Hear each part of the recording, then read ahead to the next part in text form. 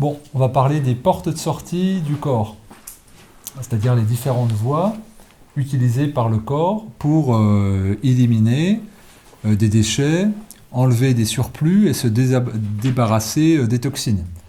Donc là, vous êtes en jaune, et donc on va s'intéresser à ce qui se passe à l'intérieur, mais les symptômes à partir desquels on va pouvoir interpréter des processus d'élimination, c'est ce qui va être de l'ordre du mouvement centrifuge de l'intérieur vers l'extérieur. Alors les portes de sortie privilégiées, on va tout de suite penser aux urines, parce qu'on y va plusieurs fois dans la journée, on va observer si elles sont colorées, si elles sont abondantes, si elles sont odorantes, si ça mousse un petit peu, et on se concentre généralement que là-dessus, parce qu'on n'a pas trop de sel en situation de jeûne, comme on voyait ce matin, et donc on va se focaliser là. Mais il y en a plein des portes de sortie. Alors pour le jeu de mots, ce matin on a dit il y a plein de trous. Il y a plein de trous dans le corps, et ça sort par tous les trous. Et au quotidien, on les vit, ces petites excrétions-là, ces petites déflagrations qui sortent et qui annoncent de futurs soucis, ou qui sont symptomatiques d'un quotidien déséquilibré. Et tant mieux, je dirais que ces portes de sortie-là, on va voir comment les interpréter. Alors, on va commencer par celle qu'on a déjà nommée, c'est-à-dire la porte de sortie de l'urètre. C'est-à-dire le canal qui nous sert à éliminer l'urine, qui n'est autre que du sang qui a été filtré, et dont on filtre 60, 70, 80 litres de sang dans la journée par les reins. Et on va garder de ces 60, 80 litres de sang filtré, à peu près 1 litre d'urine. Et cette urine va contenir des déchets métaboliques, de l'urée, etc. Donc ça, c'est une première porte de sortie, je dirais, qui est quotidienne. Et si elle ne fonctionne pas, eh bien, c'est la dialyse ou le décès. Donc elle est prépondérante. Donc en jeûne, elle travaille de manière privilégiée parce que nous charrions des toxines par le sang. Et donc, c'est ça qui est à l'œuvre. La deuxième porte de sortie, le deuxième trou qui est utilisé par le jeûne, c'est celui que j'utilise là, la bouche. On n'y pense pas assez, mais c'est rarement nommé, et je suis très surpris, mais ça renvoie à la vision extrêmement matérialiste qu'on a tous. Il faut que ça se voie. Et donc l'air, le problème, c'est que ça ne se voit pas. Donc si on était capable de colorer l'air d'un jeûneur, on verrait un petit peu du verdâtre, grisâtre, que c'est pas terrible. Et d'ailleurs, ça se sent que c'est pas terrible. Parce que les poumons participent à créer des échanges gazeux, et les poumons sont irrigués de sang.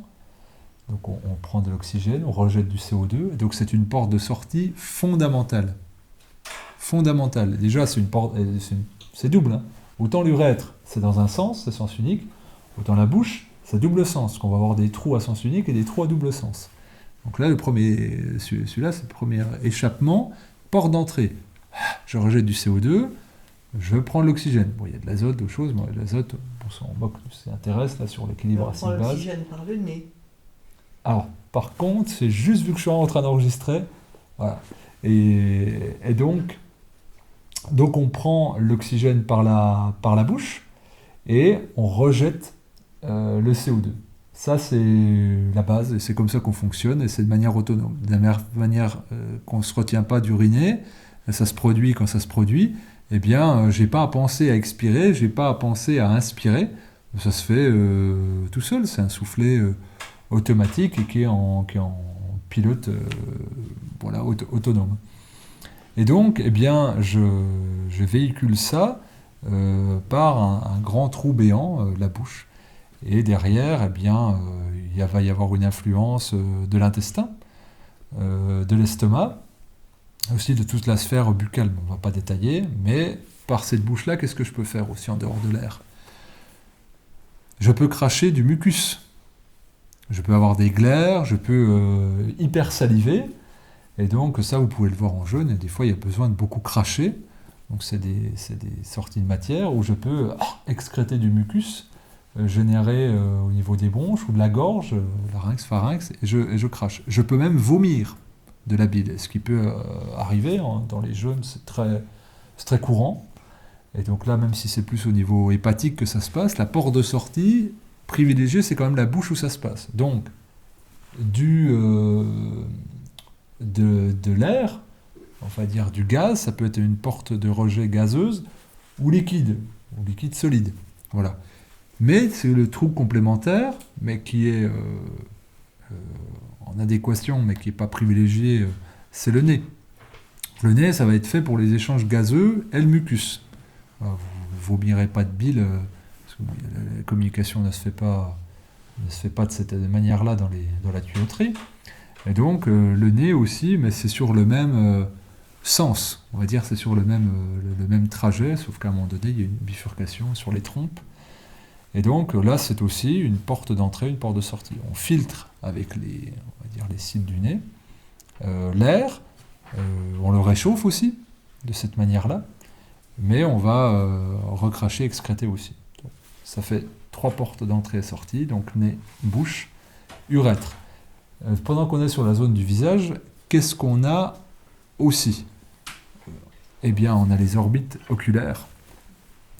Et donc, ça, c'est ce qu'on voit, par exemple, quand on se réveille le matin, et quand on a des petites croûtes, là, des petits cristaux au coin des yeux.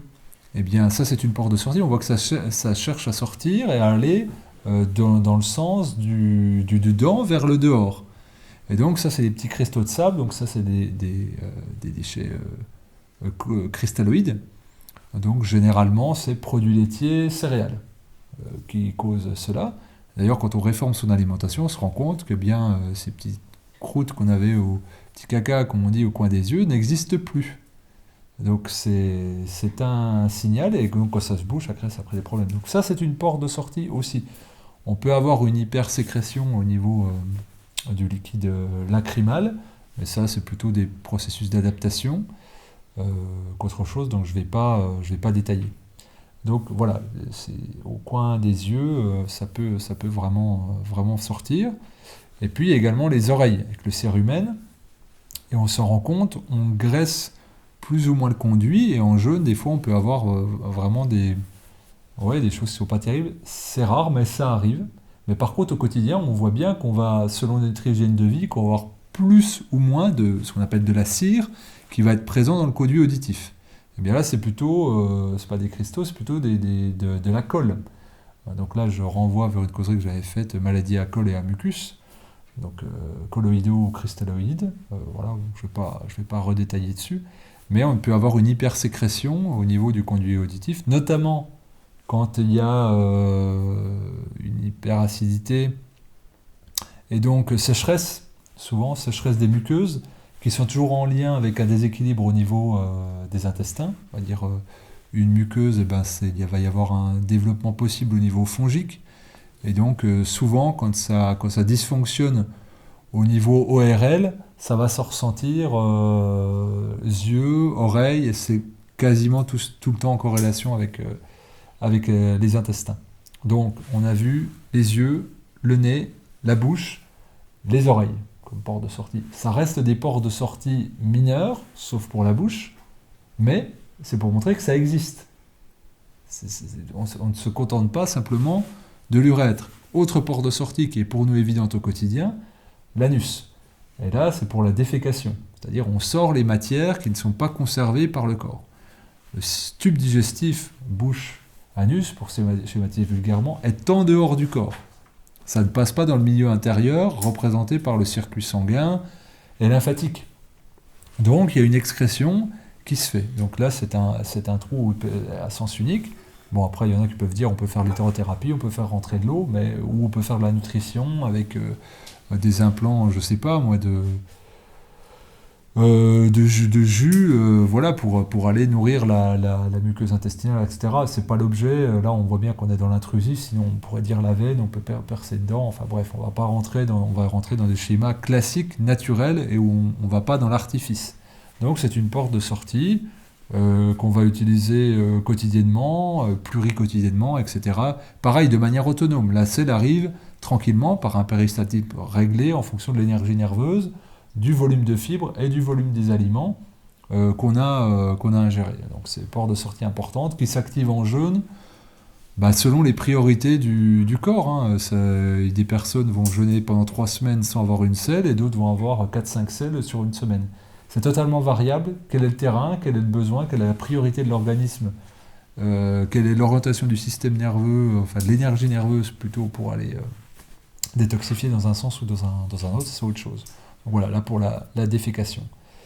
Mais j'aimerais qu'on prenne le temps pour des derniers trous, c'est-à-dire que ces portes de sortie-là, elles sont activées selon le volume de déchets qui est excrété. Normalement, on reste sur des organes forts de base, donc intestin, rein. C'est des organes puissants, en volume de sang très bien irrigués et qui charrient suffisamment de déchets. Mais on va avoir des organes relais quand c'est trop, parce que on va dire... Quand on n'a pas compris que des urines très chargées, avec un urètre qui nous irrite, c'est qu'elles étaient très acides. Quand on n'a pas compris que les sels étaient très acides, très abondants, donc c'était en excès, eh bien, il va y avoir des trous relais. Donc on va moucher, on va cracher, on va tousser, on va expectorer. Pareil, système nerveux, on ne peut pas retenir une toux, hein, ça se fait tout seul, c'est le système nerveux autonome, comme la défécation et comme le fait d'aller uriner. On n'a pas besoin de penser à ça, ça se fait tout seul. De la même façon qu'après on va prendre des petits relais, voilà, des plus petits trous, jusqu'à quel type de trous? Eh bien les pores de la peau. Et là on retombe sur des trous à double entrée, parce que les pores on peut faire rentrer on fait rentrer de l'eau, on respire, il y a une respiration par la peau, et on va pouvoir mettre des choses avec des principes actifs, des crèmes, des pommades, des baumes, que sais-je, qui vont hydrater, nourrir et avoir une action. Par exemple, tendinite, je vais mettre telle crème qui aura une action sur le tendon, parce que ça pénètre. Donc c'est une porte d'entrée qui est gigantesque, hein, la peau dépliée. Et donc c'est une porte de sortie aussi. À quel moment on le voit? Eh bien par la sudation. Donc on monte en température corporelle, les pores de la peau s'ouvrent et on transpire, on rejette par l'extérieur, et donc les signes qu'on élimine beaucoup de déchets, c'est une transpiration qui est plus ou moins odorante.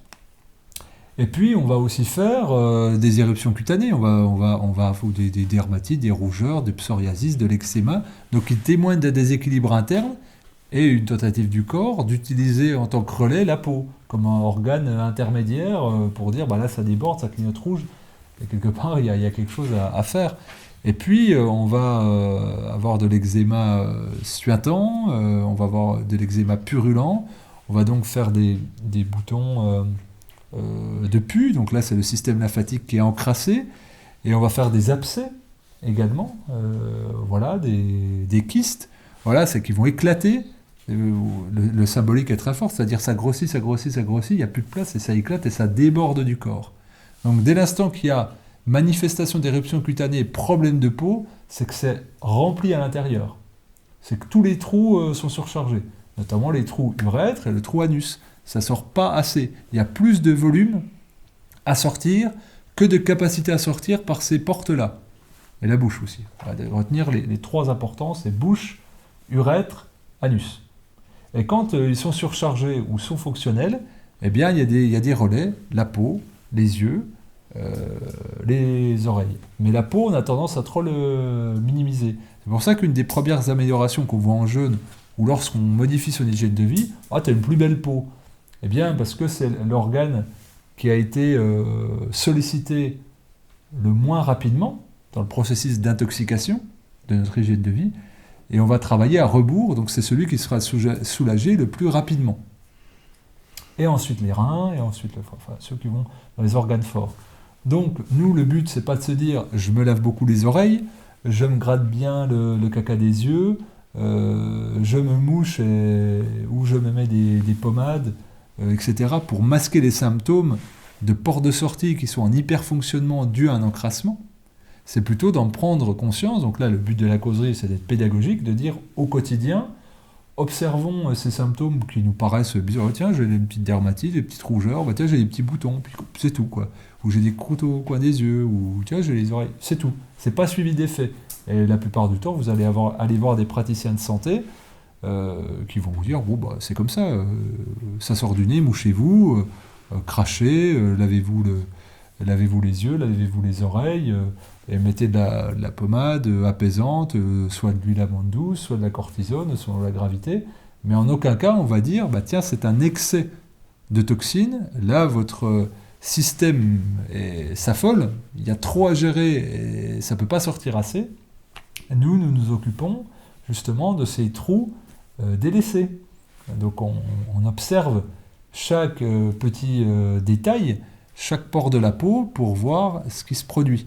Et même ce qu'on appelle les grains de beauté, qui n'en sont pas, pareil, c'est une lymphe souvent encrassée, qui témoigne de ça. La lymphe, je rappelle, c'est un liquide ambulant qui est à 60% superficiel et qui charrie diverses informations, comme des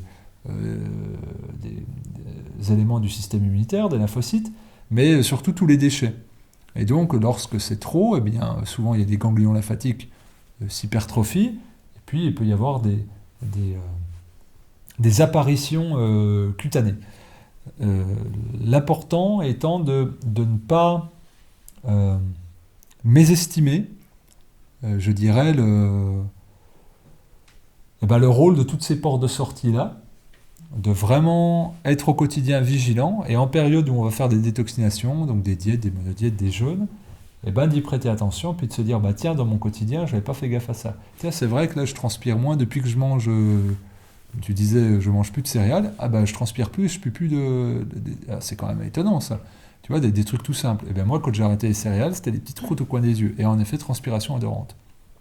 C'était les premières choses qui ont changé. Quand j'ai enlevé les produits laitiers, c'était l'acné dans le dos. Voilà, à chaque fois, il y a eu des étapes. Donc, après, on ne se dit pas, c'est bizarre. Tiens, c'est bizarre, ça me donne des boutons. Non, ça explique quelque chose. Et le but, c'est de tout corréler et de voir que ça a un signe et d'avoir le bon sens et la pédagogie pour ça. Et pareil, dès l'instant que je mange un petit peu sucré, je sens que la muqueuse de mes oreilles est un peu irritée. Puis, faut que je me racle un petit peu pour que ça me soulage. Que je mette, voilà, c'est juste des signaux. C'est pas anecdotique. Donc, je vais avoir une hypersécrétion. Aussi parce que y a une irritation, donc forcément ça sécrète en retour. Et pareil, tiens, j'ai les urines chargées, c'est odorant, il y a même un petit voile par-dessus quand je laisse reposer, ou mais j'ai des selles plus régulières, c'est un peu de diarrhée, là c'est très odorant, c'est que ça doit nettoyer. C'est pas anecdotique, donc toutes les portes de sortie, les appréhender, la mauvaise haleine, un foie surchargé, un métabolisme dysfonctionnant et aussi un système digestif. Voilà, donc ça témoigne, ce sont autant d'outils d'autodiagnostic ou de diagnostic pour le praticien pour savoir évaluer un état sanitaire. Mais si on masque par des crèmes, des baumes, des trucs, voilà, c'est pas ça le but. Le but, c'est d'être en observation.